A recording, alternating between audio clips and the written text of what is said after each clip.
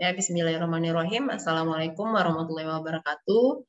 Kembali lagi bersama saya Dwi Primalveni Miori.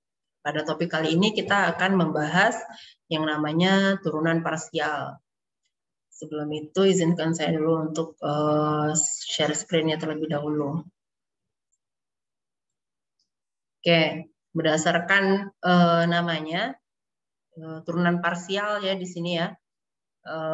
Berarti kita harus mantapkan dulu pemahaman kita mengenai turunan atau diferensial itu sendiri. Jadi sebelum kita masuk ke sini, silakan kalian pelajari lagi materi-materi tentang turunan ya, diferensial biasa ya. Kalau misalkan sudah mantap itu baru kita masuk lanjut ke turunan parsial. Dimana nanti perbedaannya adalah apa? Kalau di turunan biasa kita hanya menurunkan fungsi yang memiliki variabelnya hanya satu. Tapi kalau pada turunan parsial kita menurunkan fungsi yang memiliki variabelnya lebih dari satu nantinya. Nah, sebelum kita masuk ke turunan parsialnya, kita bahas dulu fungsi dua variabel atau lebih itu. Nah, dari segi definisi, nah kita perumum namanya fungsi n variabel ya. Walaupun nanti untuk kedepannya saya akan lebih banyak memberikan contoh-contohnya itu dengan fungsi dengan dua variabel ya, dua variabel bebas. Tapi nanti bisa diperumum lah nanti untuk yang n variabelnya. Setidaknya kita pahami dulu konsep fungsi n variabel itu seperti apa gitu ya. Jadi saya berikan contoh dalam bentuk kasus kecilnya itu dengan fungsi dua variabel. Fungsi n variabel di sini dari segi definisinya adalah aturan yang menghubungkan suatu fungsi, aturan yang menghubungkan suatu angka z sama dengan f x1 x2 sampai xn pada suatu bilangan real, yaitu bilangan realnya ada x1, x2 sampai xn yang biasa disebut sebagai n tuple. Nah, sebenarnya kalau dari segi definisi fungsi itu sendiri nggak jauh berbeda dengan definisi fungsi yang biasa ya. Bedanya hanya jumlah variabelnya saja. Dimana kalau fungsi biasa itu variabelnya hanya satu, hanya x. Nah, kalau di sini ada x1, x2 sampai xn. Untuk contohnya, contoh yang fungsi dua variabel itu ada dua variabel atau lebih ya. Tapi kalau di sini contoh-contohnya pada umumnya saya berikan contoh untuk yang dua variabel.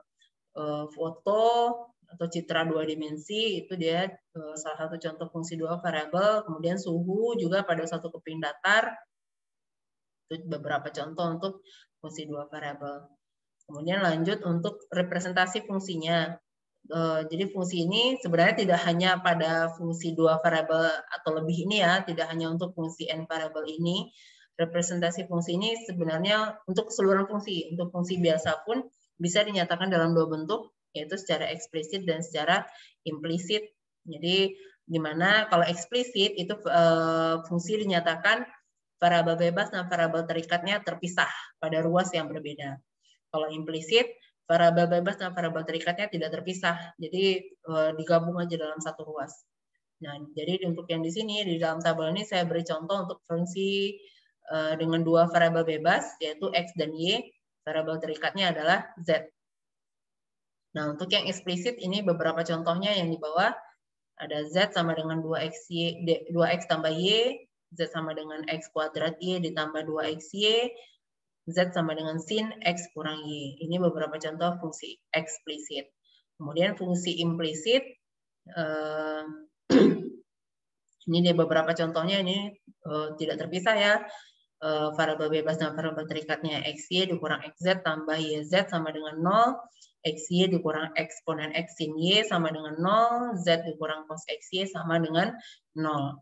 Nah, fungsi yang dinyatakan secara eksplisit ini bisa dinyatakan secara implisit. Tapi kalau fungsi yang implisit tidak semuanya yang bisa dinyatakan secara eksplisit. Oke, itu sedikit pengantar untuk representasi fungsinya. Tapi kita tidak akan berlama-lama untuk membahas si fungsi n variabelnya ini. Jadi hanya sekedar definisinya tadi, kalian sudah tahu bentuknya apa ya fungsi n variabel itu. Kita langsung masuk ke turunan parsialnya. Karena yang menjadi topik utama kita sekarang adalah turunan parsial. Nah, karena kita bahasnya turunan, kalau dari segi definisi turunan itu berarti kita menggunakan limit ya.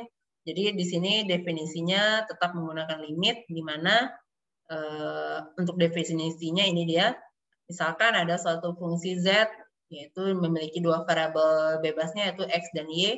Itu adalah fungsi dua variabel. Jadi, nah, makanya dari definisi pun juga saya berikan untuk yang dua variabel aja, nanti bisa diperumum untuk yang N variabel ya.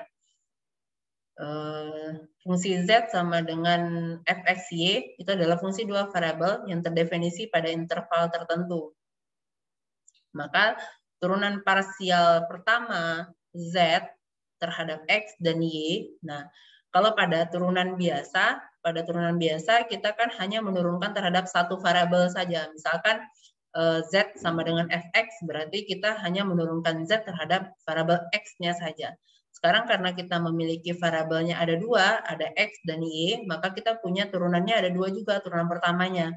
Turunan parsial namanya turunan parsial pertama kita ada dua, yaitu terhadap X dan terhadap Y. Nah, jika nanti variabel kita ada tiga, misalkan di sini X, Y, ada T, misalkan satu lagi, berarti turunan pertama kita ada tiga. Turunannya terhadap X, terhadap Y, kemudian terhadap T lagi. Dan begitu berlaku seterusnya. Kalau misalkan variabel kita ada N, berarti turunan parsial pertama kita ada sebanyak N. Itu dia. Nah, notasinya pun juga berbeda sedikit ya. Untuk yang pada turunan biasa, kita biasanya kemarin menggunakan D, ya kan? D per dx misalkan. Ini maaf tulisannya jelek ya. D per dx. Nah, kalau sekarang kita menggunakannya do z per do x. Ini bacanya do ya, beda sedikit daripada yang kemarin. Kemudian turunan terhadap y berarti do z do y. Nah, definisinya kalau menggunakan limit do z do x berarti yang berubah itu adalah x-nya. Nah, limit do z do x itu adalah limit dari fx tambah delta x, y dikurang fx, y per delta x untuk delta x-nya mendekati 0. Untuk yang do z do y, turunan z terhadap y, berarti yang berubah adalah y, yaitu berarti limit fx, y tambah delta y dikurang fx, y per delta y untuk delta y-nya sama dengan 0. Di sini dengan syarat asalkan limitnya ada. Nah, ini secara definisi ini dia limit. Tapi nanti pada saat kita menurunkannya kita tidak menggunakan limit lagi ya. Kita menggunakan aturan pencarian turunan biasa. Oke. Nah, ini sebenarnya yang perlu diperhatikan pada turunan parsial ya. Aturan pencarian turunan parsial. Jika kita menentukan turunan Z terhadap X, nih, kalau di sini ditulis, untuk menentukan do Z do X, anggaplah Y sebagai konstanta, jadi Y-nya kita sebagai konstanta, dan turunkan fungsi fx Y-nya ini terhadap X. Kemudian untuk pada saat kita menurunkan do Z do Y-nya, berarti menurunkan Z terhadap Y, anggaplah X sebagai konstanta, dan turunkan fungsi fxy-nya terhadap y. Fungsi fxy ini berarti maksudnya adalah z-nya tadi ya. Z ini juga z.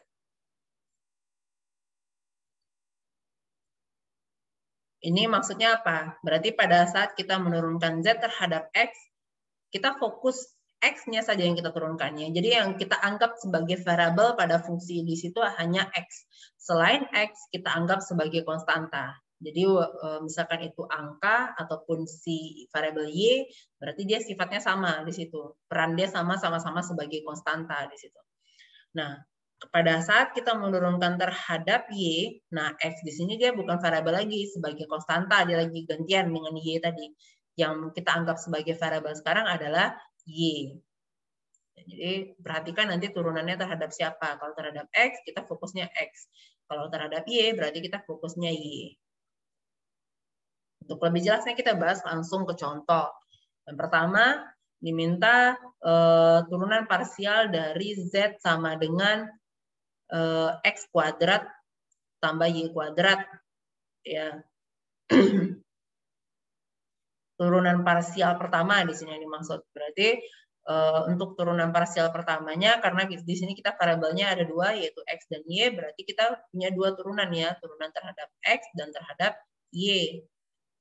Nah, Yang pertama untuk turunan terhadap X berarti kita fokus hanya yang X saja. Ini karena kebetulan X dan Y-nya tidak berdampingan ya, tidak ada perkalian X dan Y-nya, kebetulan hanya ada X kuadrat ditambah Y kuadrat terpisah. Berarti kita fokus hanya ke variabel X-nya saja, selain X kita anggap sebagai konstanta di situ. Berarti yang si Y kuadrat ini sifatnya adalah konstanta. Turunan dari X kuadrat itu adalah 2X, maka kita perolehlah 2Z 2X kita adalah 2X.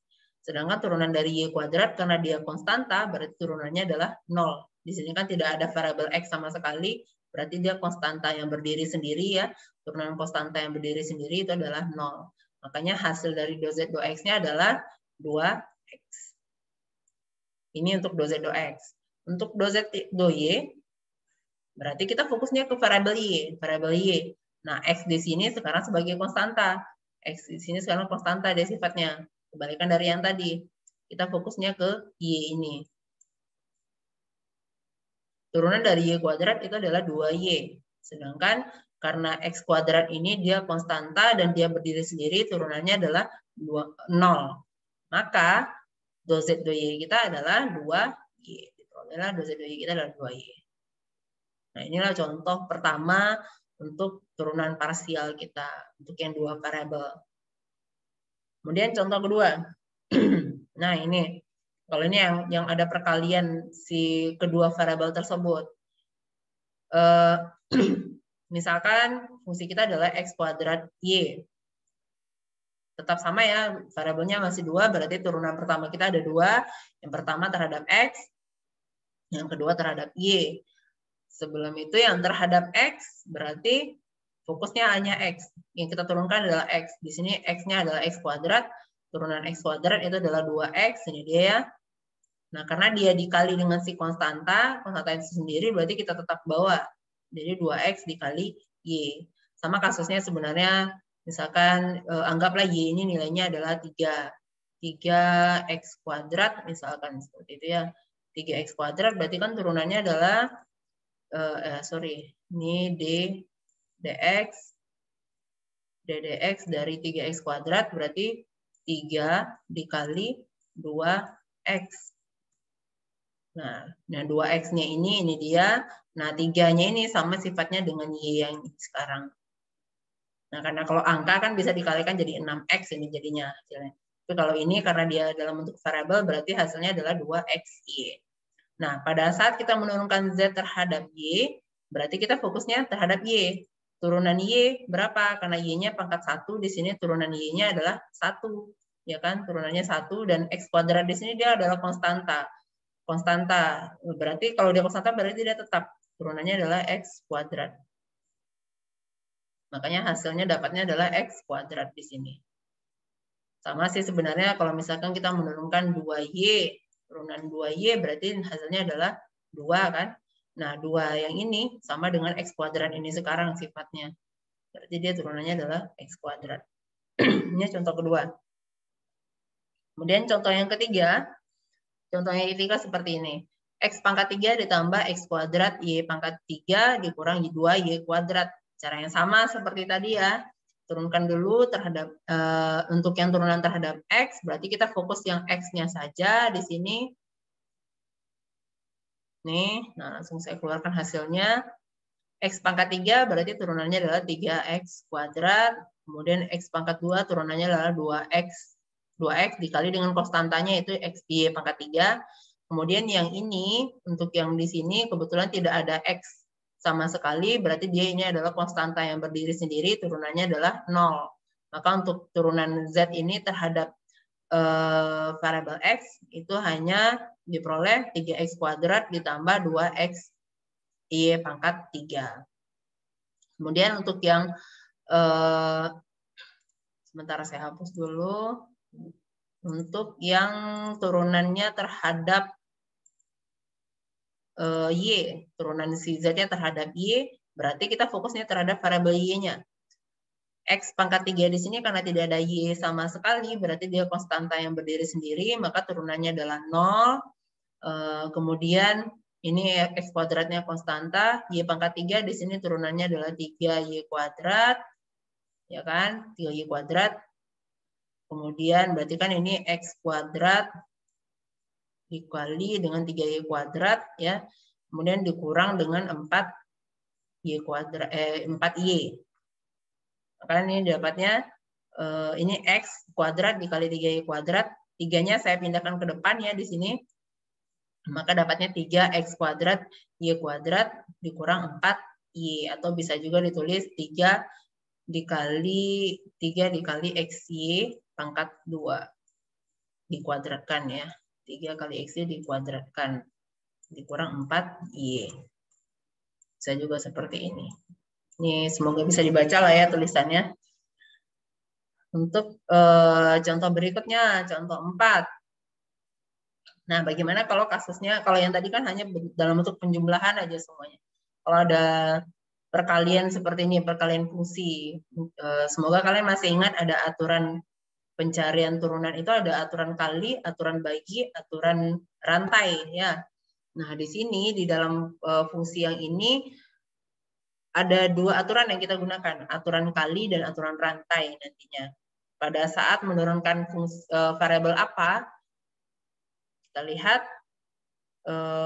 siapa yang variabel apa yang ada di dalam dan di luar fungsi. Di sini kan fungsi kita adalah X kuadrat dikali sin XY kuadrat gitu ya. Nah, berarti ada perkalian dua buah fungsi, yaitu ada X kuadrat dikali dengan sin XY kuadrat. Berarti ada 2. Nah, ini bisa dilakukan diakui sebagai perkalian dua buah fungsi jika kita menurunkan z-nya terhadap variabel x, ya kan? Karena yang di luar ini adalah ada x, di dalam ini ada x. Kecuali di dalam ini nggak ada x, misalkan ini x kuadrat sin y kuadrat, berarti ini bukan perkalian dua buah fungsi karena variabelnya berbeda. Sedangkan yang di dalam sin ini masih ada x, di luar juga ada x. Nah, pada saat kita menurunkan z-nya terhadap x, berarti ini ada perkalian dua buah fungsi.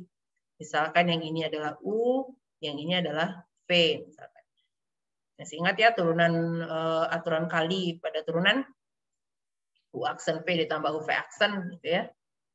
Nah, ini dia. Ini untuk yang ini u, yang ini v. Kemudian u aksennya berarti kita turunkanlah dulu x kuadratnya dikali dengan v-nya, yaitu v-nya tetap sin x y kuadrat ditambah u-nya x kuadrat dikali dengan v aksen. Berarti turunannya ini yang turunan terhadap x ya. Dari sini do x dari x kuadrat, berarti turunan x kuadrat itu adalah 2x, yang sin xy kuadratnya tetap di sini, kemudian x kuadratnya tetap. Nah, turunan yang ini hati-hati, ini turunan sin xy kuadrat, berarti gunakan aturan rantai. Turunkan dulu fungsi sin-nya, fungsi sin-nya di dalamnya tetap, berarti apa? Turunan sin adalah cos, ya kan? Benar nggak turunan sin adalah cos? Turunan sin adalah cos, kemudian di dalamnya masih tetap, berarti turunan sin xy kuadrat itu adalah cos xy kuadrat dikali dengan turunan yang di dalamnya, yang di dalam fungsi sin tadi terhadap variabel x. Jadi yang di dalamnya ada xy kuadrat, turunannya terhadap variabel x, x-nya berpangkat 1 di sini, maka turunannya adalah 1 ya. Y kuadrat di sini adalah konstanta kita, berarti dia tetap. Karena turunannya adalah 1, berarti 1 kali y kuadrat, dapatlah turunannya itu y kuadrat. Berarti turunan sin x y kuadrat ini adalah cos x y kuadrat dikali dengan y kuadrat. Menggunakan aturan rantai. Kemudian kita selesaikan yang ini bisa tetap 2x dikali sin x y kuadrat. Kemudian yang ini y kuadratnya bisa pindah ke depan ya. Y kuadratnya pindah ke sini. Berarti dapat xy kuadrat dikali x kuadrat dikali y kuadrat, atau bisa juga ditulis x kali y dikuadratkan gitu ya. Dikali dengan cos xy kuadrat. Itu untuk turunan z-nya terhadap variabel x. Bagaimana untuk turunan z terhadap variabel y? Berarti kita fokusnya terhadap y. Kalau lihat dari fungsi ini lagi, sebentar saya hapus dulu biar kelihatan. Kalau kita lihat lagi ke fungsi ini, kembali ke sini, di luar fungsi sin itu nggak ada variabel y sama sekali ya. variabel y itu hanya berada di dalam sin. Berarti di sini tidak ada perkalian antar, tidak menggunakan aturan kali maksud saya. Kenapa? Karena di luar tidak ada fungsi sin. Jadi ini sama aja sebenarnya kalau dalam fungsi biasa 3, sebentar. Misalkan dalam fungsi biasa 3 sin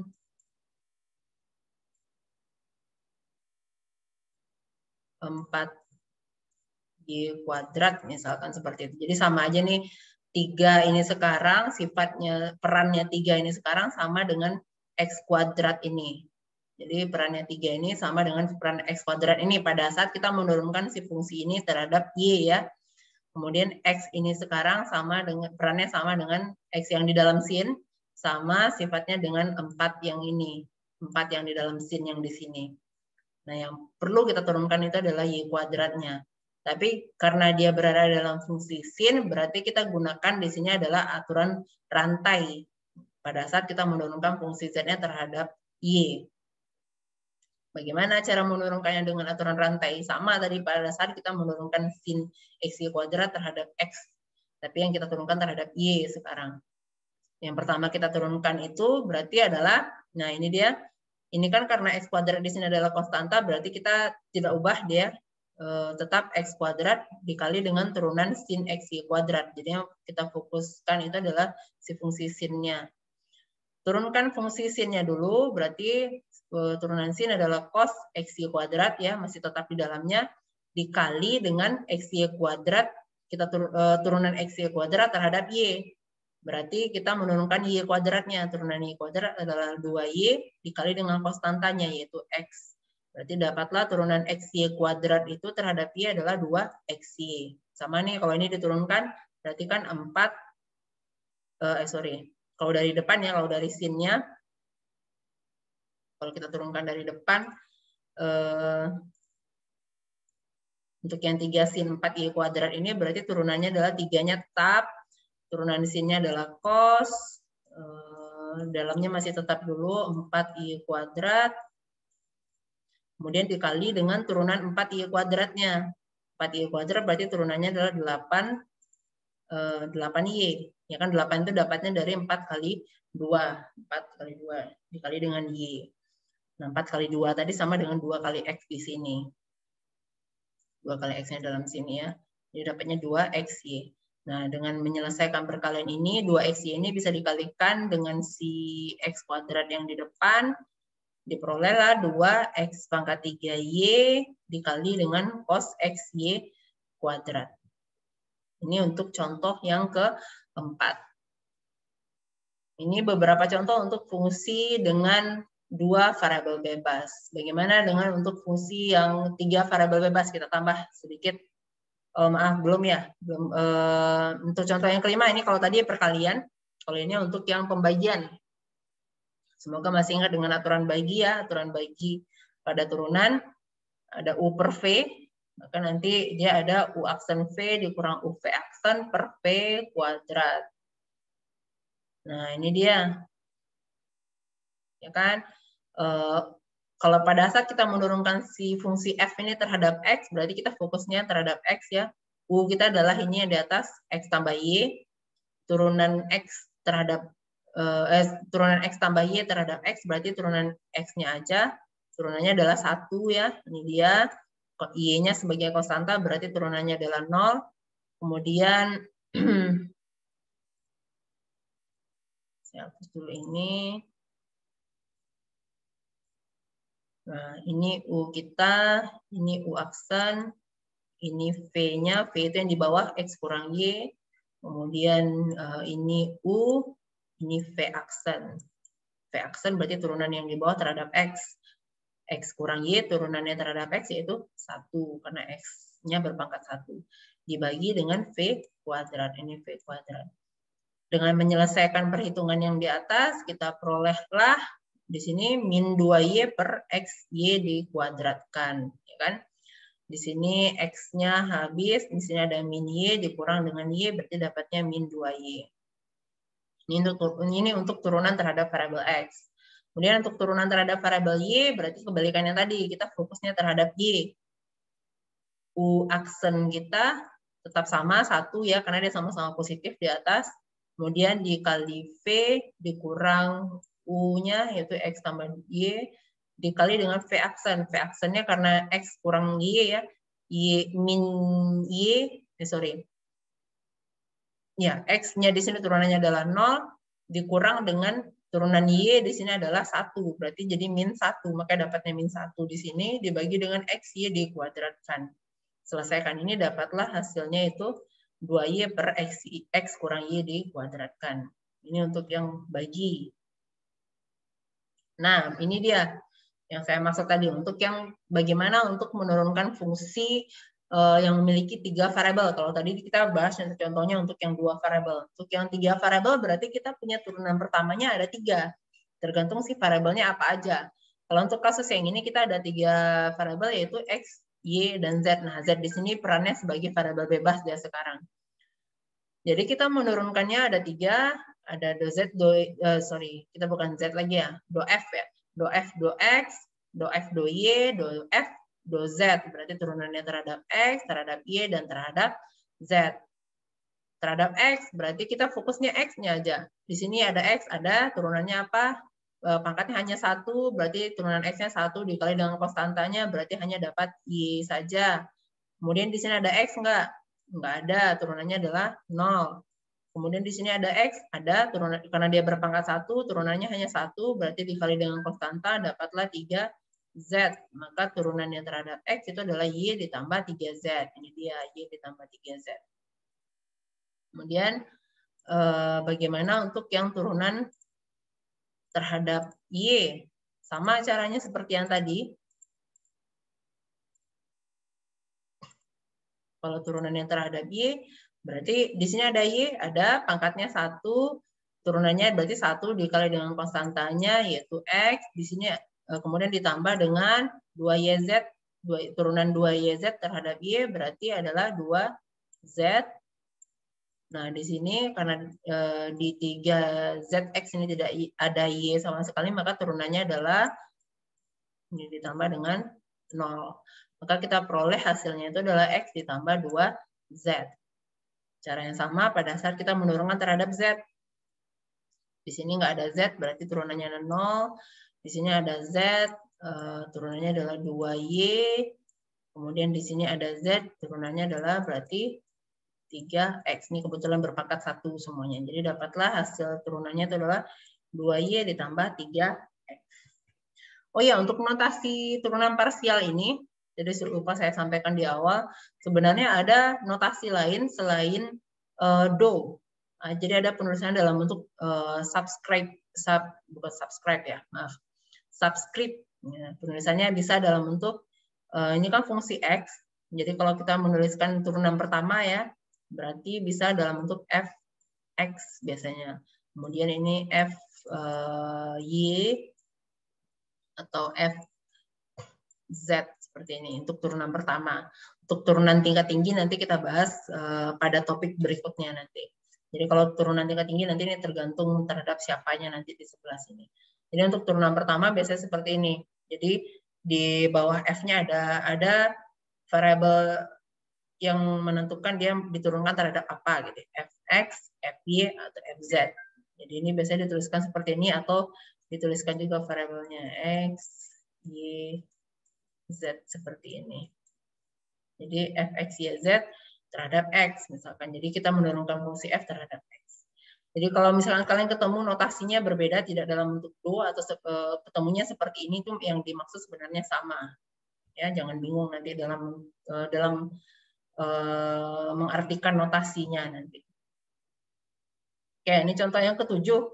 Kalau yang tadi kan gampang itu menurunkannya terhadap masing-masing. Nah, bagaimana kalau dia tergabung dalam satu fungsi cos seperti ini? Cos X, Y, Z. Gitu ya. Turunan pertamanya tetap ada 3, ada terhadap X, terhadap Y, terhadap Z. Nah, karena kita menggunakan fungsi cos, berarti kita terapkan aturan rantai di sini. Tapi jangan hati-hati, jangan sampai salah menggunakan variabelnya. Aturan rantainya tetap sama, berarti yang pertama kita turunkan adalah fungsi luarnya, itu fungsi cost. Turunan cost adalah, ini ada kesalahan sedikit ya, turunan cost apa? Turunan cost itu adalah min sin. Min sin, ini kurang minnya di sini ya. Ini min, ini ada min, di sini juga ada min. Ini min, min, min. Oke. Turunan cost itu adalah min sin, yang di dalamnya masih tetap X, Y, Z. Karena di sini kita menurunkannya terhadap variabel X, berarti kita fokusnya terhadap X. Berarti Y, Z di sini adalah konstanta. Karena X-nya berpangkat 1, berarti turunannya hanya 1. Turunan X-nya 1, dikali dengan konstantanya, berarti kita dapat turunannya adalah Y, Z. Turunan X, Y, Z terhadap X, itu adalah Y, Z. Itu tinggal konstantanya aja. Ini bisa dibalik ke depan, berarti dapatlah hasilnya itu min YZ dikali sin X, YZ. Dengan cara yang sama, pada saat menurunkan terhadap variabel Y dan Z, berarti turunkan dulu cost-nya untuk yang terhadap Y, berarti min sin X, YZ dikali dengan XZ, berarti dapatlah min XZ sin X, YZ. Kemudian untuk yang terhadap Z, berarti min sin X, YZ dikali dengan XY, kita selesaikan, dapatlah min XY dikali sin X, YZ. Ini misalkan kalau kita bikinnya fungsinya XY kuadrat ya.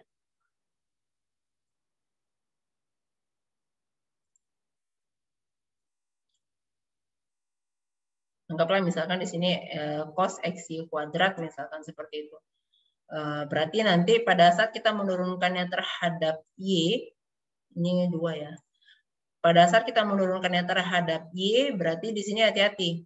Ini kan karena kebetulan berpangkat 1 Y-nya, makanya turunannya hanya 1, hanya konstantanya aja yang tinggal, XZ. Tapi kalau misalkan dia X, Y kuadrat Z, pada saat kita menurunkannya terhadap Y, berarti di sini turunannya adalah 2XYZ jadinya. 2XYZ.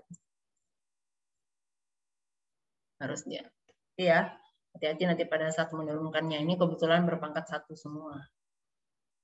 Oke, saya rasa cukup untuk topik pengantar untuk turunan parsial untuk kali ini. Mungkin nanti untuk berikutnya kita bahas lebih lanjut mengenai turunan parsial tingkat tinggi. Ya, dan selanjutnya juga nanti ada diferensial total nantinya lagi. Oke, terlebih dahulu kurang saya mohon maaf. Jika ada yang masih belum paham, silakan kalian bisa kalian komentari nanti di kolom komentar. Sampai di sini saya ucapkan terima kasih. Assalamualaikum warahmatullahi wabarakatuh.